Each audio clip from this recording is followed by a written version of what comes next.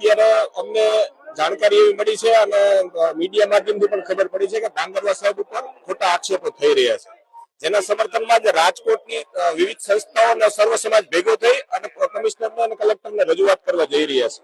એના સંદર્ભમાં અમે આજે ક્ષત્રિય સમાજ વતી અમે બધા આવ્યા છીએ। ડાંગરવા સાહેબ ખૂબ સારી કામગીરી કરી રહ્યા છે અને રાજકોટ પોલીસ પણ ખૂબ સારું કામ કરી રહી છે, ક્રાઇમનો નાશ કરી રહી છે, ગુજસીકોટ જેવા ગુનાઓ દાખલ કરી અને લોકોને જેલ ભેગા કરે છે।